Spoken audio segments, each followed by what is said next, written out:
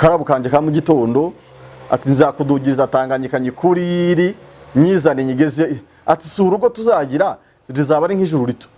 Ayo magambo mvuge cyane ku basore burya umukobwa arayumva. Ubundi bavuga ko umuhungu aravuga cyane umukobwa agategera cyane. Iyo ageze mu rugo akompara urugo yumvishije cyangwa se yabwiwe muri fiançailles akarureba noneho n'uwo munsi nyuma ya reception nibwo ahita atangira gukompara ngo se ibi wambwiye nibi ndimo ko bidahuye.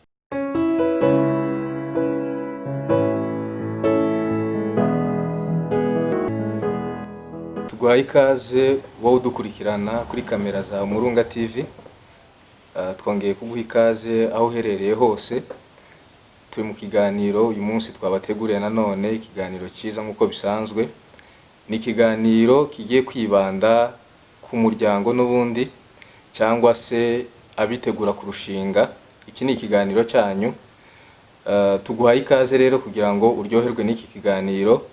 Turi kumwe n'umutumirwa benshi nibaza ko muzi musanzwe mumaze kumenyera kuri kamera z'amateleviziyo atandukanye mu Rwanda. N'umugabo harubatse, afite umuryango utegamiye kuri leta, ufashe ingo. Rero ntabwo ndi buvuge byinshi, turamufite kugira ngo aze kutwibwira birambuye. Turamwakiriye kuri kamera za Murunga TV. Ikaze. Murakoze cyane, bienvenue. Nishimiye ikaze ryanyu ko dutumira uyu munsi. Nkuko bivuze amazina yanjye nitwa David Rutanga, ndi umugabo mfite abana batatu. Ndi umushumba itoreza Nitembo Karongi. Hanyuma mfite n'umuryango nkuko wabivuze witwa Reactivation of Family Values Organization.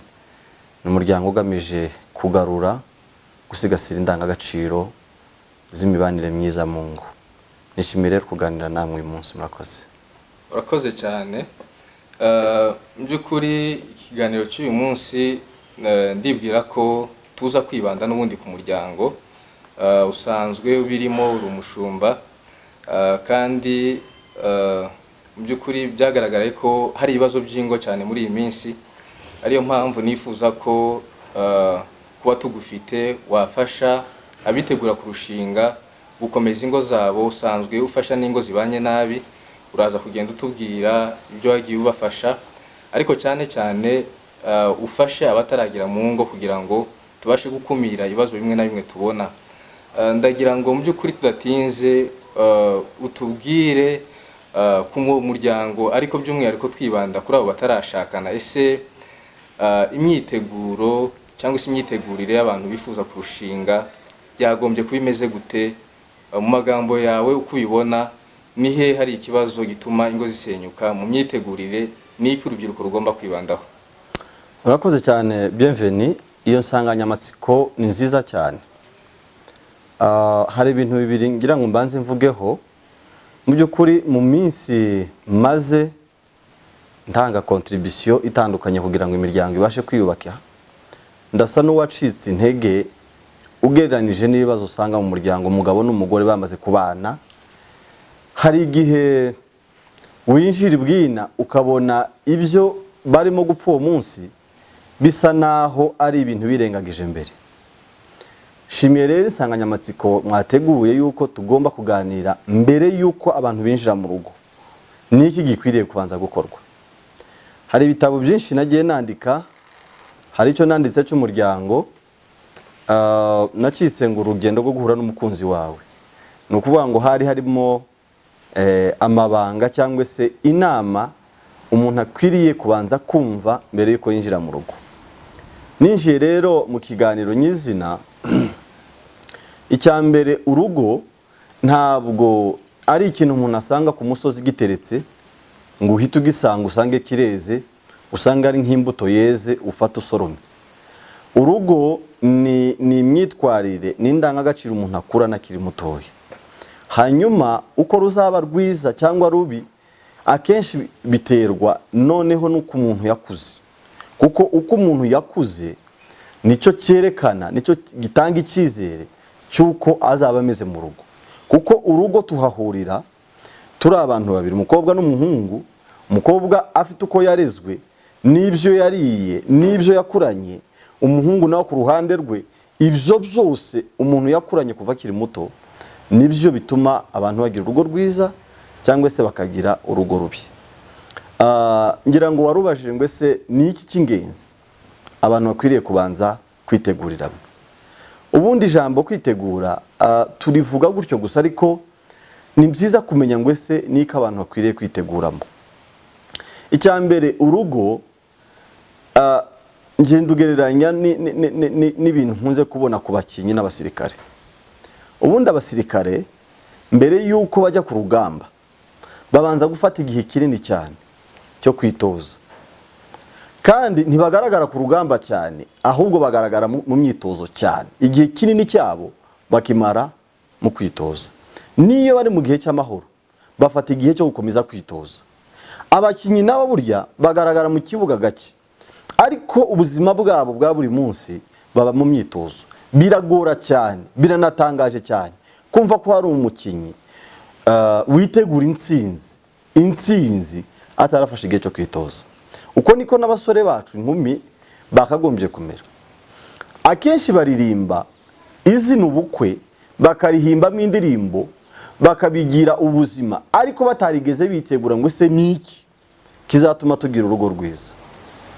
Noneho muri iki gihe cyo usigaye usanga abasore benshi barimo barateganya uburyo bazasohoka mu rugo batararwinjiramo.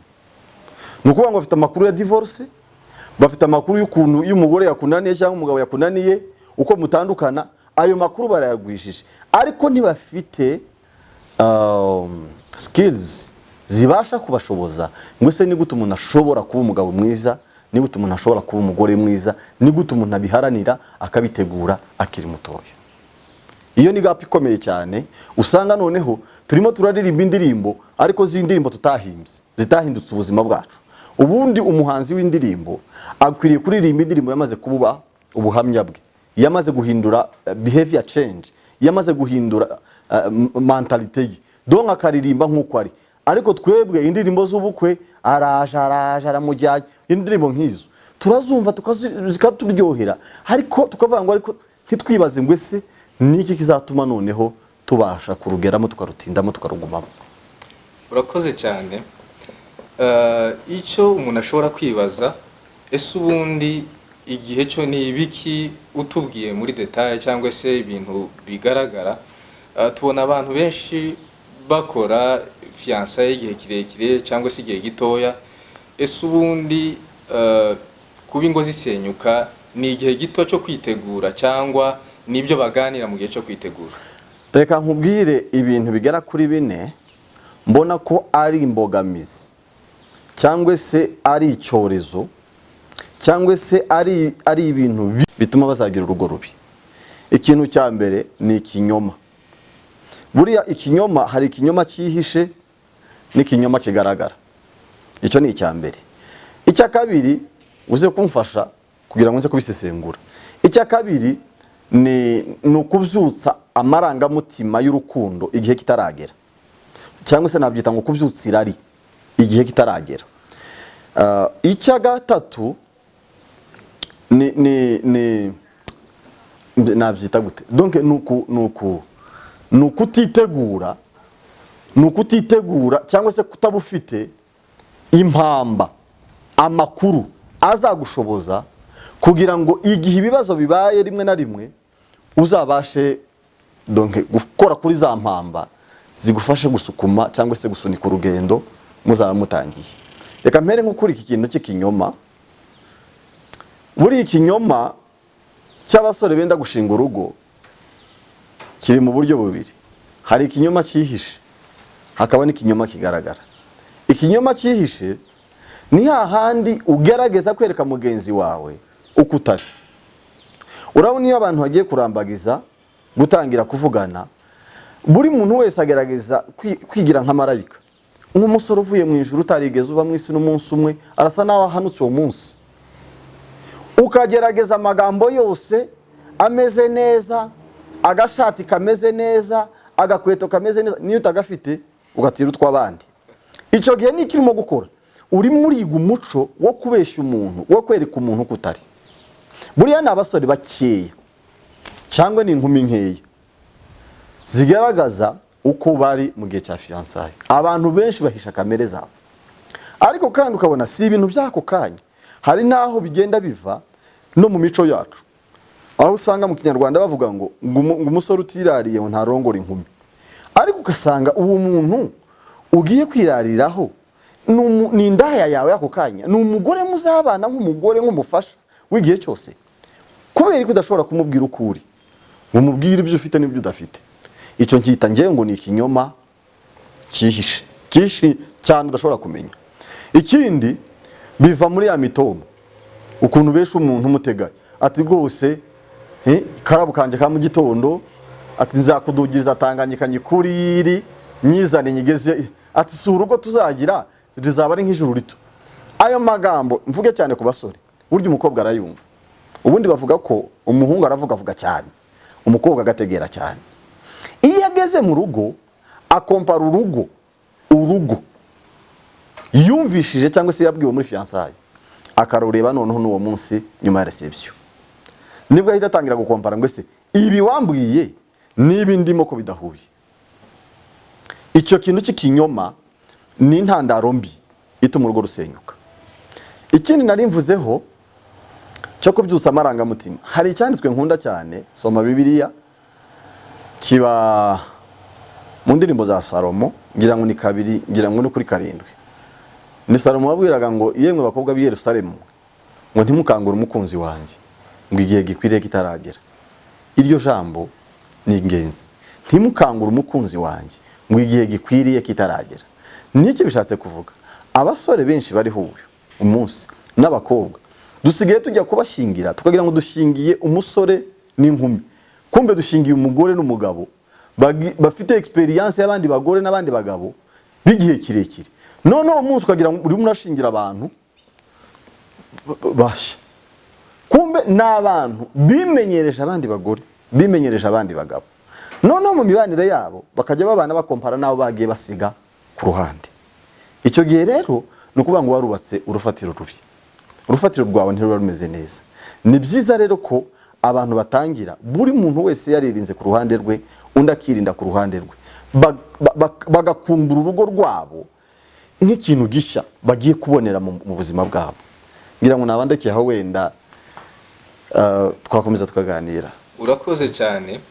Ukomoje ku buryo abantu bashingirwa cyangwa se bagiye ugaruka igihe kitaragera, kubyutsa amarangamutima igihe kitaragera.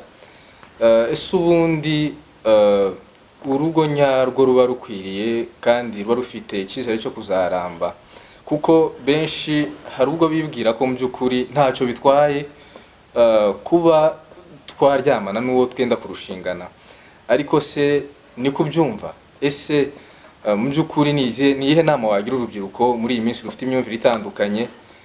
Ni iyihe nama wabagira? Urakoze cyane. Reka tukite mu izina uko cyitwa ubu nyine bakita ngo ni avance. Iyo ni indwara iteye cyane, avance. Wibaza niba ari avance risarere, niba ari avance y'ubuhe bwoko. Ibyo byose ni imico mibi. Jewe ndakishijwe nakiriye Kristo nk'umwami n'umukiza. N'urugo numva nifuza kugira inama nuko rubanza kugira imico ya Kristo, rugakizwa rukamenya Kristo.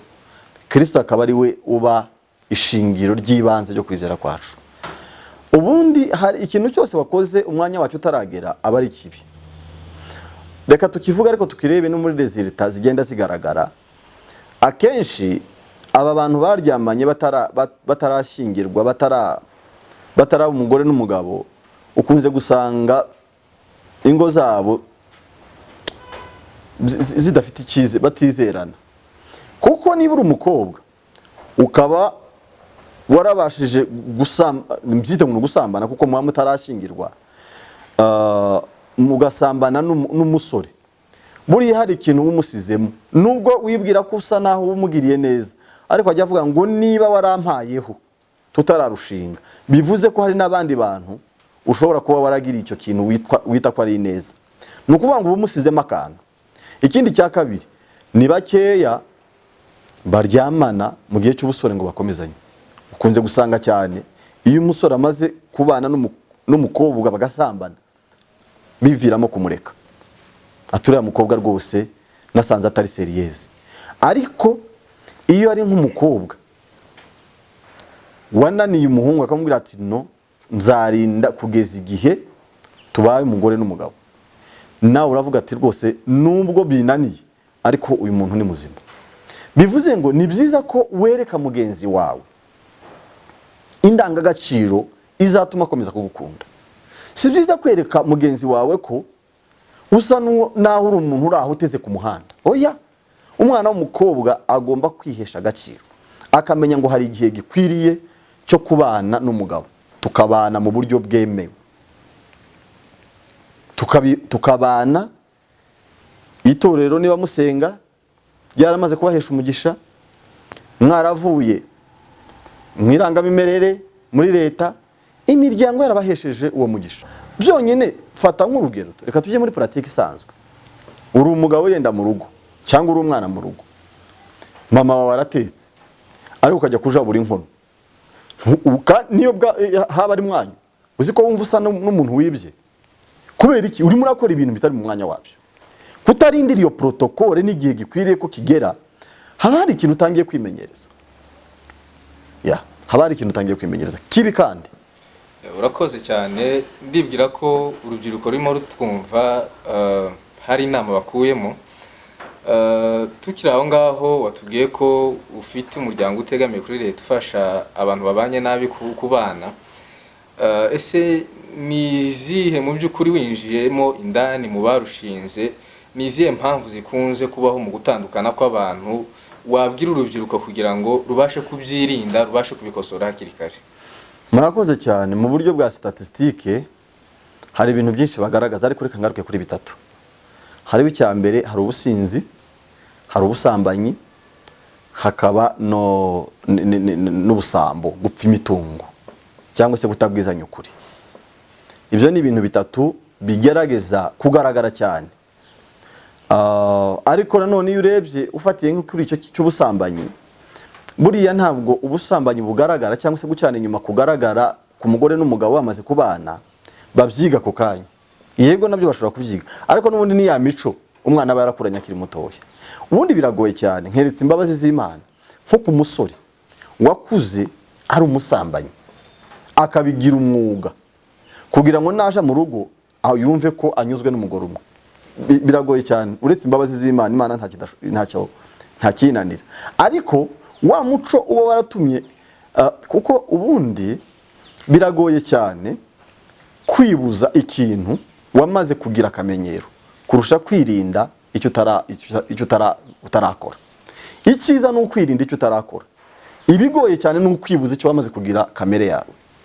Iyo wamaze gushika mu rugo rero, kuko iyo wumva ko risa nishize, icyo gihe rero uhita utangira kurarikira abandi bantu.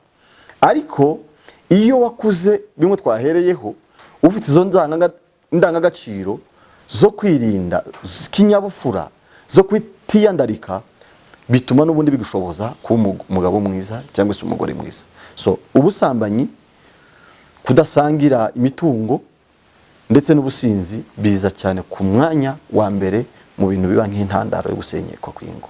Urakoze cyane. Ndagira ngo tugarutse wenda kuri icyo cya mbere.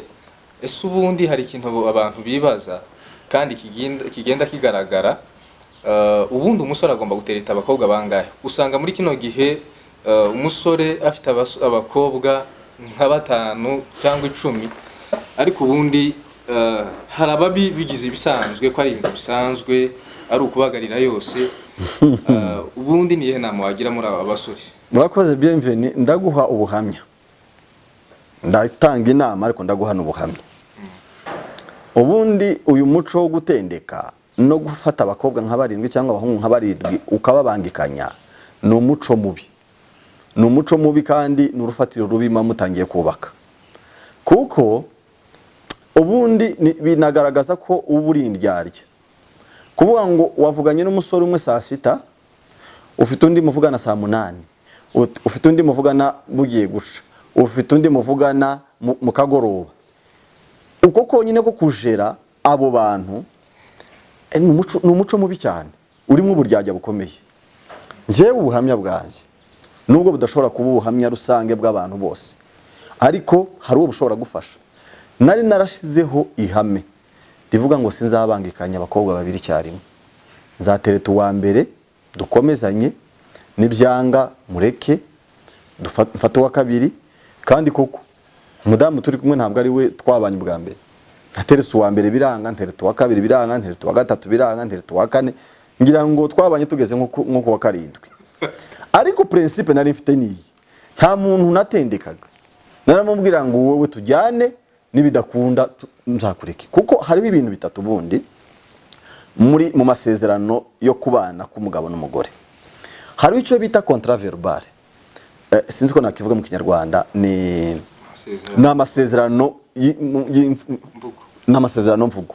Ubundi iyo mukoranye utangiye gutereta umuntu, mukorana nk'amasezerano mvugo, contrat verbal. Sheri shushu ndagukunze uzambera umugore, nawe akakubwira ati bwana uzambera umugabo. Icyo gihe ayo n'amasezerano mukoze ari verbal.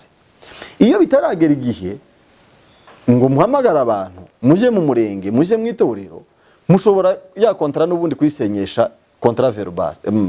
N'ubundi yamvugo mwavuganye niyo musubira gukoresha kugira ngo musese cya gihango mwari mutangiye kubaka.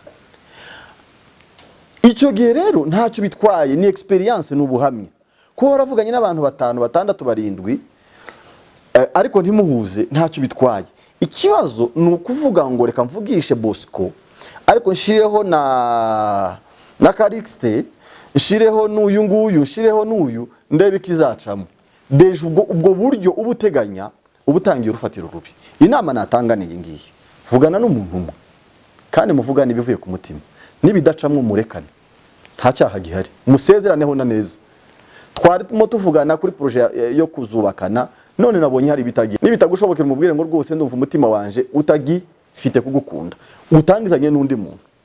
Iyo ni inama rwose, ubwo ni uburyo bwiza, ariko gutendeka ni umuco mubi. Urakoze cyane. Wakomoje no ku kintu kijyanye n'imitungo. Mu by'ukuri twari tuzi ko wenda ibintu by'imitungo bigaragara ku bashakanye bapfa imitungo, ariko no kugira ngo uhitemo muzabana hari benshi babasha kureba wenda ku mitungo.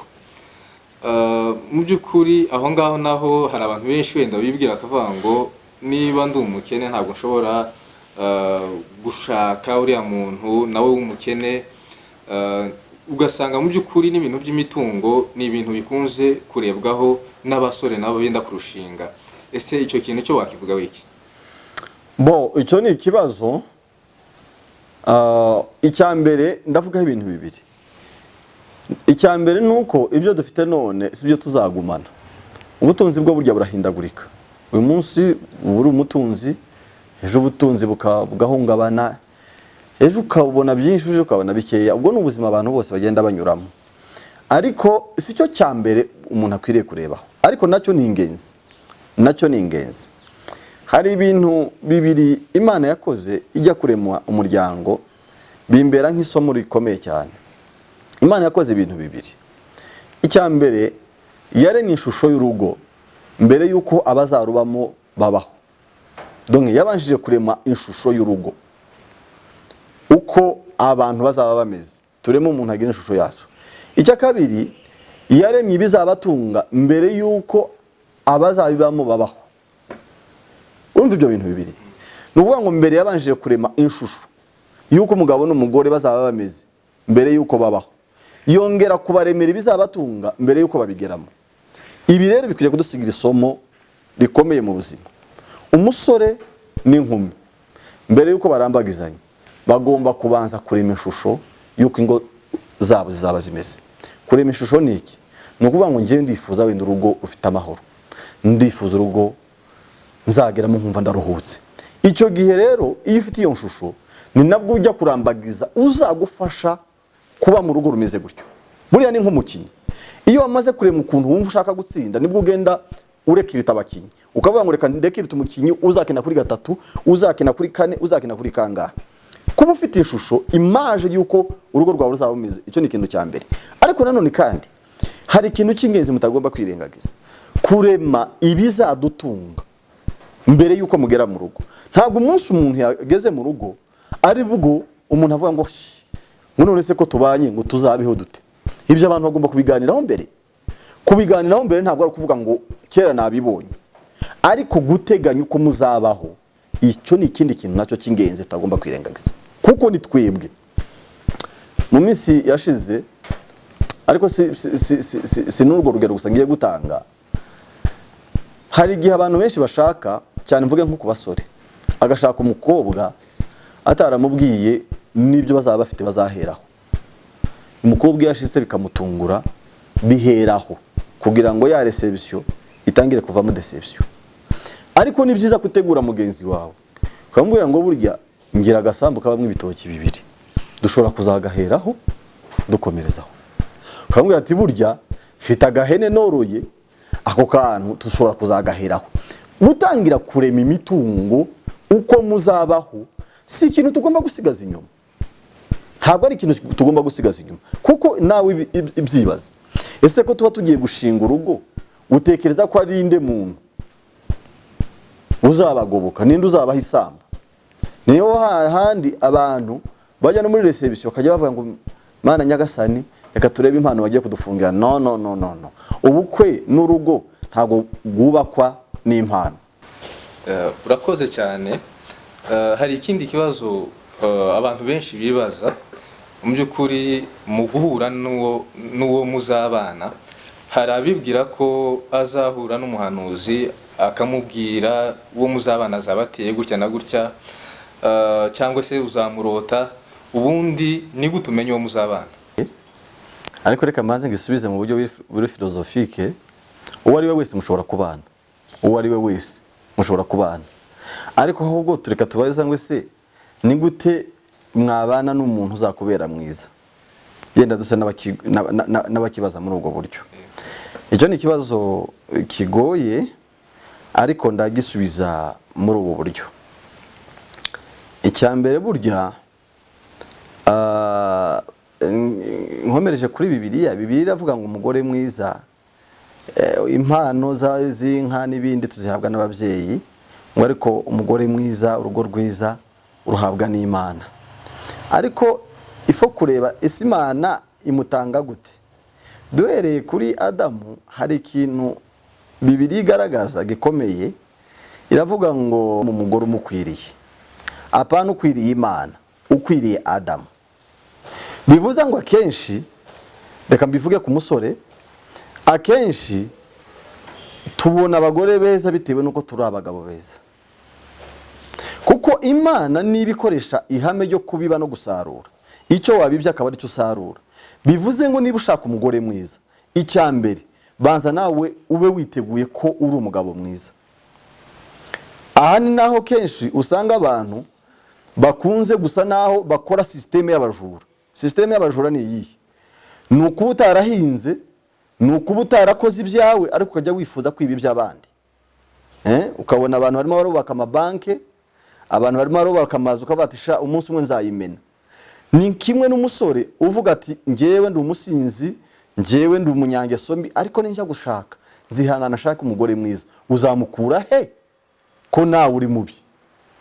Iki ni icyambere rero tugomba gukosora. Umugore mwiza wifuza azaza asanga nawe uri umugabo mwiza, kuko Imana nibidufasha mu byo twifuza, inareba uko tumeze kugira ngo itwiture ibijyanye n'uko tumeze. Ariko kandi mu buryo buri pratique, umuntu yakwibaza ngo ese ni gute nshobora kumenya ko uwo turi kumwe azambera umunyamugisha? Hari ibintu bigera kuri 7 nabyanditse mu gitabo, ariko kano kanya ina ndavuga nka 3 gusa. Ikintu cya mbere buriya kiba nk'umugisha ni amahoro. Nubona urimo kuganira n'umuntu ukumva kubana kwe nawe bigusubizamo amahoro, kumva urasa urimo kuruhuka, icyo uzagifata nk'ikimenyetso cya mbere. Ushobora no kumva ati se we byakugendekeye gute? Urumva ko nanjye nanyuze mu tubande no mu misozi no mu makona no mu marango, narakubititse. Ariko njya nibuka n'ubu nakinotinze nk'ikintu cy'ingenzi mu buzima bwanje. Umunsi wa mbere ntereta umudamu wanje, hari akantu yanshiriyemo, icyo gihe kitwa ngo nikora tsumu, sinzi niba tukibaho. kakora tsumu ashiriramo akaririmbo ndagategera uwo munsi nagize amahoro mu mutima ntaranamuvugisha numva atandukanye hari abandi navugisha nkumva imvura zirimo ziragwa inkuba zirimo zirakubita nakose ko namushatse nkamubura urumva hariho n'ibintu byonyine bituma utaba comfortable ariko ngo mu telefone none anyitabiye allo umugore ko numva umukobwa ko numva atandukanye n'abandi numva amaye umutuzo udasanzwe munotinga ikintu cyitwa ngo amahoro ufite mu gihe murimo kuvugana n'uwo mushaka kuzarushingana. Icya kabiri uko wumva umwisanzuraho sinzi niba byenda gusa ariko ayo mavokabulari asa natandukanye. Uko wumva umwisanzuraho ni ikindi kimenyetso cyiza kigaragaza ko uwo muntu azakubera umunyamugisha. Reka nguhe urugero. Ndaguha urugero rw'ibyo naciyemo nubwo bidashobora kuba ihame rusange ariko ndabizi ko ari ingenzi. Abandi bantu twagiye tubana batumaga niga imico itari yanjye. Hamwe numvaga umunsi wo kujya kubonana nabo nkumva navidura amafaranga yose mfite kuri konti. Nkagura nk'inkoko mu buryo butari ngombwa ariko urumva hajemo ibikabyo no kwirarira. Njya nibuka umunsi umwe reka mbivugeho naguze umureti ndashobora kumenya amafaranga niba naraguze umureti w'ibihumbi 10 ikintu kigera nk'isufuriya ayo nkajya numva umutima n'utuje urumva donc umuntu muri utazakubera umugisha aguha kwiga imico itari myiza ukaremerererwa ariko umugore wawe n'umugabo wawe mwiza uzakubera umunyamugisha no muri fiancé uramureba aguha kwisanzura. Igihe nabaga ndi kumwe n'umudamu wanje turi kumwe ari nawe nateretaga bwa nyuma twaricaranaga ku buryo twanywaga fanta simenye ko hari ikindi kintu bashobora gufatisha. Donc ubuzima busanzwe bworoshye cyane atuma umukunzi wawe atuma woroha mu buzima donc ukaba flexible ntiwiga indi mico. Sinzi icyo mvuze niba ari icya kabiri. Icya gatatu navuga ni uburyo bw'urukundo. Urukundo ubu bwamaze kuba nka pirate no kuruvuga no kugira ngo urebe urukundo nyakuri kuko ibaze ko n'umuntu akubwira ngo mbabarira dusamba nakubwira ngo n'urukundo ariko ikizakwereka ko umuntu muri kumwe ari umugisha wawe ntabwo umukunda urukundo rw'irari nta nubwo wumva ko ari byiza kubanza kubonana ngo mubane. Hari abavuga ngo ariko twebwe twabanjije kubana okay yenda byarabahiriye ariko umufata mu yindi angle kuko no kuvuga ngo ugiye kuryamana n'umuntu igihe kitaragera harimo nk'ikintu kimeze nk'icyurukoza soni ariko kubera ko ari uw'agaciro umugore wawe umugabo wawe umwumva nk'umuntu w'agaciro mugomba kubana mu gihe gikwiriye kigeze ntabwo wumva agufasha muri ayo marari. Murakoze cyane mwari mudukurikiye kuri kamera za Murunga TV. Turasoje ikiganiro cya mbere dukoranye na Pastor David. Ni ikiganiro cyiza nibwira ko kizagufasha uzagisangize n'abandi inshuti zawe z'urubyiruko ukanda subscribe kugira ngo ujye ubona ibiganiro byacu. Mu by'ukuri turifuza ko habaho kubakwa ingo nzima kandi nkatwe nk'urubyiruko nitwe bireba. Rero ndagusaba wowe aho uri ukora inkunga yawe kugira ngo ubigeze ku bandi kugira ngo tubashe kubaka ingo zinezeza Imana. Murakoze, Imana ibahe umugisha. Ciao ciao.